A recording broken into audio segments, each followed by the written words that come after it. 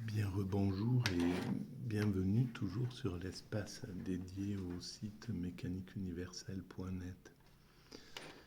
Ce site essaie de démontrer de façon logique que l'humanité progressivement évolue vers son ultime perfection. Cette ultime perfection, c'est l'extase facile.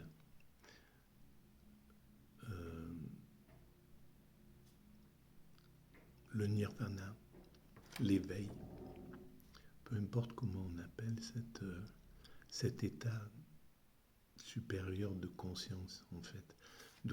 C'est plus qu'un état de conscience, c'est un état de bien-être absolu, de jouissance absolue, de sérénité absolue et de conscience non intellectuelle. On est au contact, pour avoir fait cette expérience de façon accidentelle,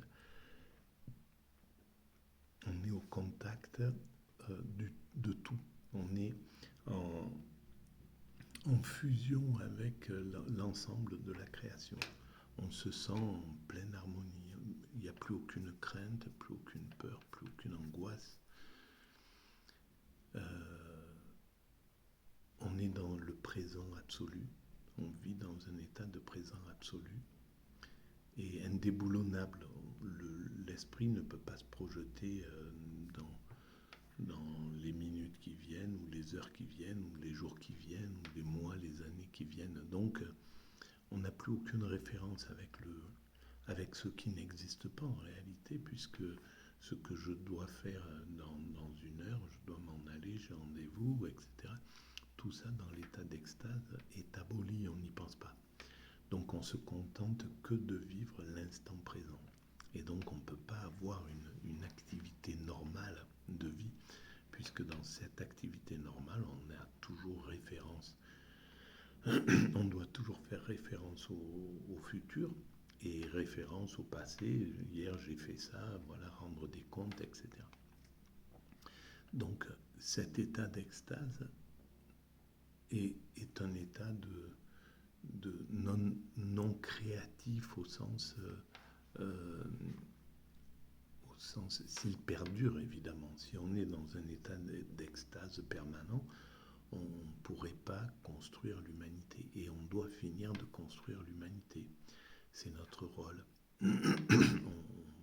Même si c'est un rôle qu'on ignore, dont on ignore la logique encore, et qui va bientôt se révéler, à mon sens, on va prendre conscience que nous sommes en train de construire cet état de perfection, et cet état de perfection, d'ultime perfection, cet état d'ultime perfection, c'est entre autres, mais c'est surtout en fait la jubilation extatique, l'extase, c'est-à-dire l'amour absolu envers tout, envers nous-mêmes, mais envers la création, envers chaque chose, envers une feuille qui tombe, envers l'air, envers l'eau, envers le son, envers les oiseaux, envers tout ce que cette création comporte. Et il est clair que cette création a tout pour être un paradis.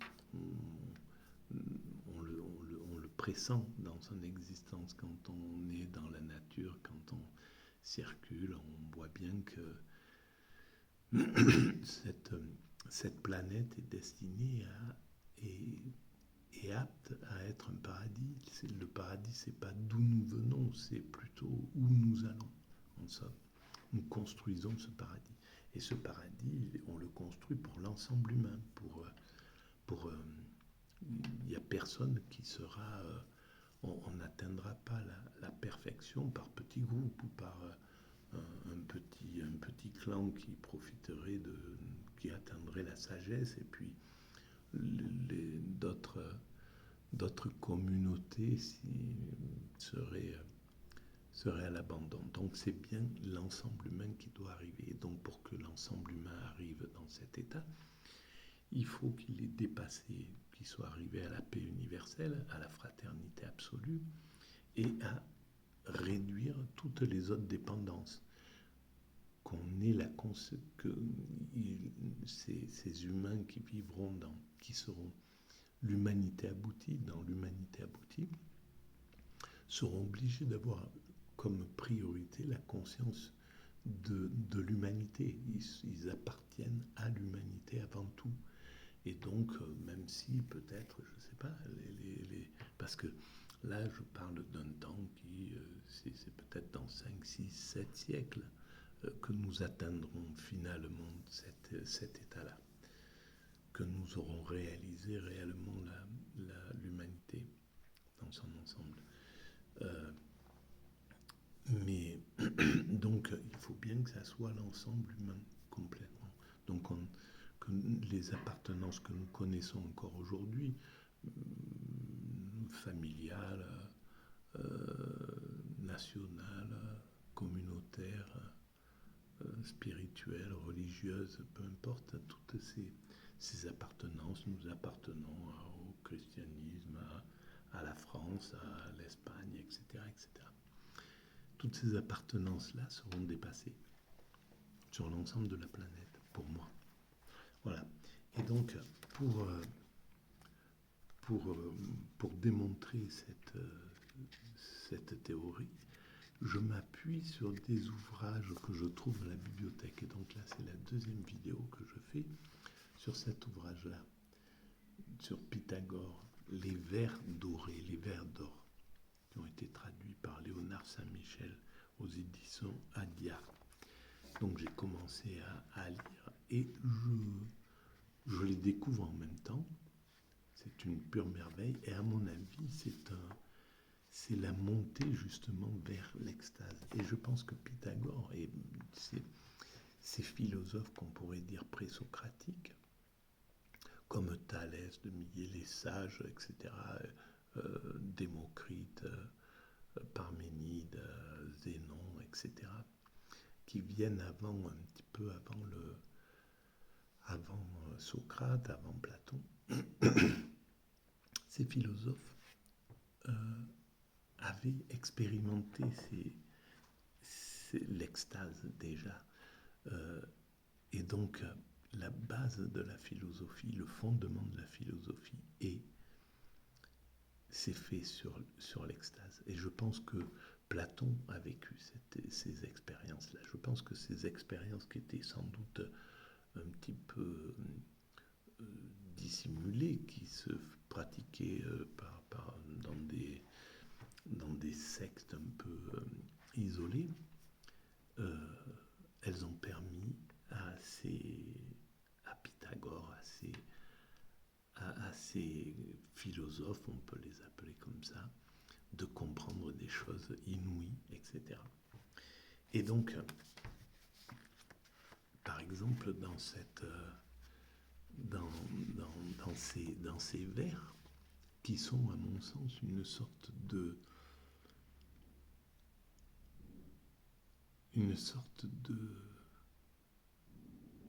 livre, de mode d'emploi pour atteindre la sagesse et donc l'extase, parce que la sagesse, à son niveau absolu, c'est l'extase.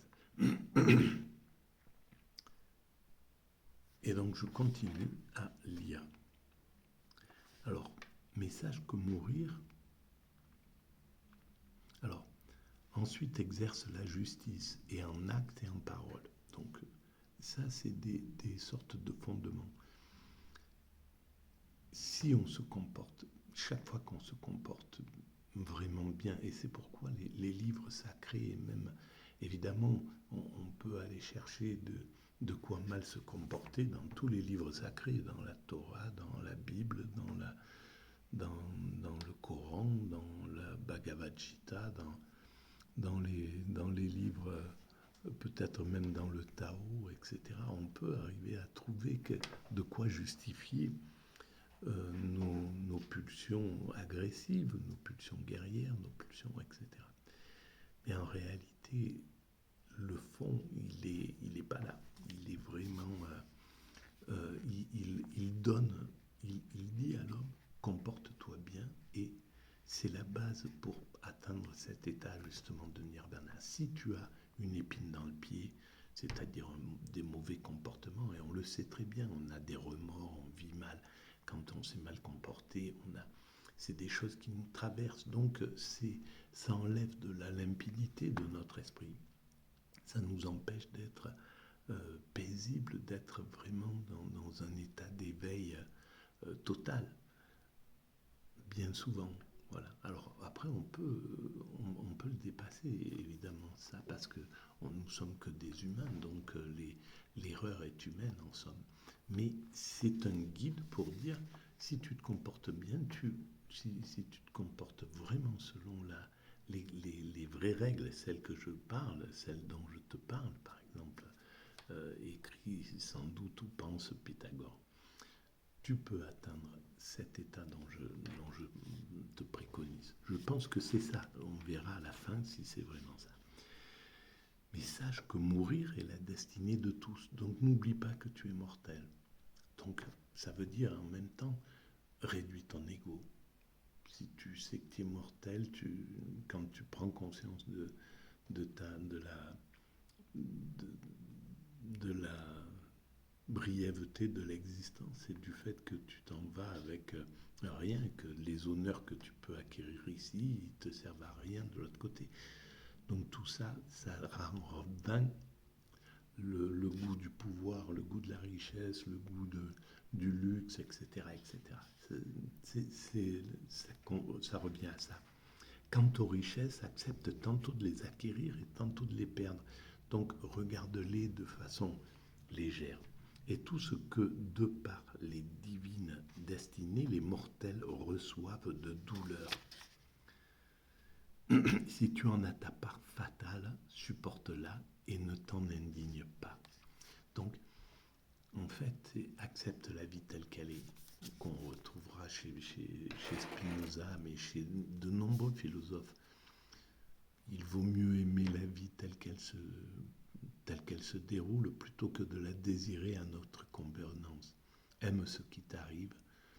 Ça n'empêche pas que tu dois faire des choix, puisque on doit construire cette humanité. Donc, il y a encore du travail pour la rendre totalement écologique, totalement qui n'impacte plus ni les hommes, ni la planète, ni rien. On y parviendra dans 1, 2, 3 siècles peut-être. Peut-être dans 30 ans, dans 50 ans. On aurait atteint déjà une partie comme ça. Mais on y va de toute manière, c'est notre destinée. Donc supporte la douleur, tout ça, deviens sage en somme. C'est le chemin qu'on va retrouver chez les stoïciens, qu'on va retrouver dans toutes les grandes philosophies, dans toutes les grandes spiritualités. Et on ne doit pas négliger l'apport des religions, l'apport des grandes spiritualités à l'évolution de l'humanité. Je le dis encore, je le redis depuis le début, ça fait 23 ans que je l'écris, mais on sous-estime l'apport des religions dans cette humanité. L'Occident sous-estime cet apport-là. Et il surestime l'apport de ce qu'on appelle les dominants. Ils sont surestimés, et les dominants laïcs, quoi. Et le laïc est surestimé et le religieux est sous-estimé. C'est dommage. Alors il est critiquable, le religieux, de partout, sur toute la planète, sur tous les continents. Il y a des choses à critiquer, mais le libéralisme est critiquable, la laïcité est critiquable, etc. etc. Donc il est important de rendre à César ce qui est à César. Les 3-4 000 ans ou 5 000 ans de spiritualité ont été fondamentales pour l'évolution de notre espèce. Mais c'est la guérison qui convient autant que tu le peux, et réfléchis de cette manière. C'est qu'aux gens de bien, pas beaucoup de ces choses-là ne donnent la destinée. C'est qu'aux gens de bien, pas beaucoup de ces choses-là ne donnent la destinée. C'est un peu hermétique parce que c'est une traduction exacte. Sur cet ouvrage, je pense que je les relirai à travers cet ouvrage-là qui semble l'éclairer d'une autre manière. Mais bon, au départ, c'est intéressant. Devant les hommes, beaucoup de paroles viles ou vertueuses tombent. Ne t'en frappe point. Voilà. Laisse ce qui est dit, comment l'autre se comporte avec toi. N'y accorde pas l'importance qui peut te déstabiliser. En fait, elle touche des choses en toi qui sont... C'est soi-même qui sont victimes, en fait, même si quelqu'un vient insulter, on peut avoir un ego qui accepte tout à fait ça, qui va dire je comprends que il doit être souffrant, etc. Donc il y a moyen de voir que ça nous concerne bien souvent. Ni alors ne permet que tu t'en écartes. Et si quelque mensonge se prononce, montre de la douceur. Donc, sois tolérant. Et on retrouve tout ce que le christianisme va apporter plus tard, et sans doute une partie du judaïsme aussi, le pardon, etc. Voilà. Ce que je vais te dire, que cela, en toutes circonstances, s'accomplisse, que nul en parole ne t'induise, ni en acte, à faire ou à dire ce qui pour toi n'a point d'avantage. Ne te laisse pas influencer. Pose-toi vraiment. Donc si tu obéis au principe de te respecter, de ne pas mentir, d'honorer la création, le divin, mais la création en réalité, il n'y a pas de problème en fait. Voilà.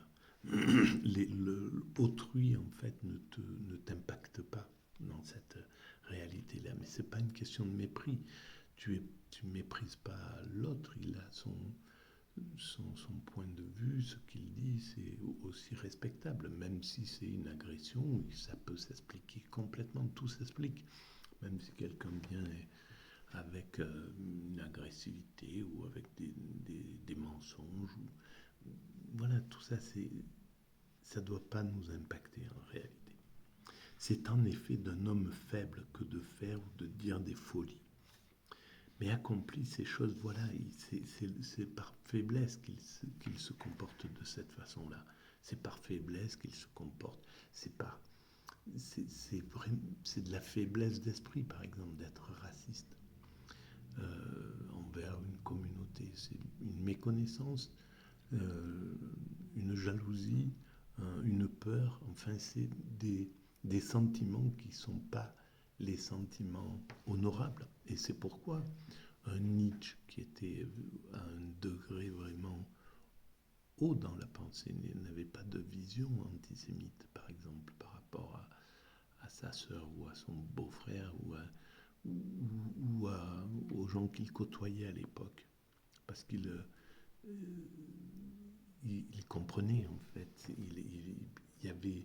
Il n'avait pas de jalousie, il se sentait bien posé dans cette humanité, il savait pourquoi il était là, ce qu'il y faisait, et voilà.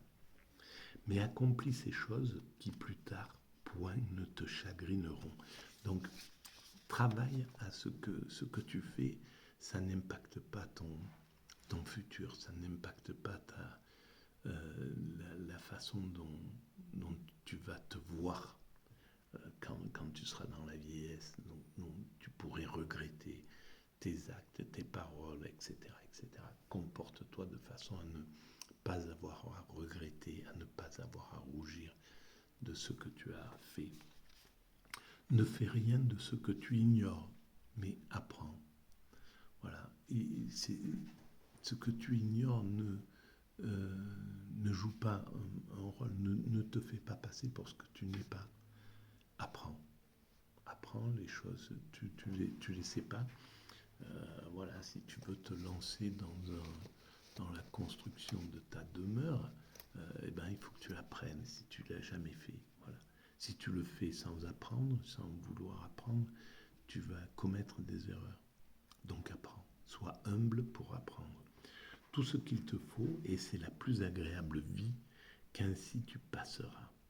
Voilà comment, si tu te comportes comme ça, c'est le bonheur qui est là, à la clé. Donc, c'est pas pour rien que la création s'est faite sous cette forme-là. Si on se comporte mal, on a du remords, on souffre. Donc, on est guidé par la vie. La vie, elle nous guide avec la souffrance ou le plaisir, globalement.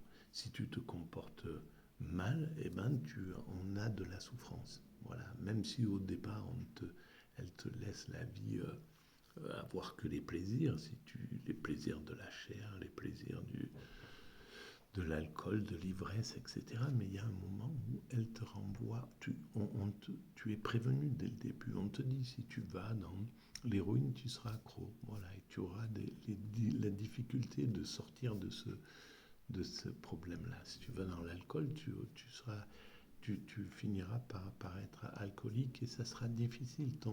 La souffrance est au bout de ce chemin-là, même si elle n'est pas sur le moment. Mais on le sait. Voilà.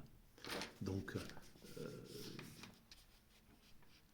c'est ainsi qu'on passe une vie agréable, c'est en sachant comment il faut se comporter. Il ne faut pas non plus de la santé de ton corps avoir négligence. Voilà, il ne faut pas se négliger. Et la vie, c'est une pure merveille, puisqu'il y a les symptômes.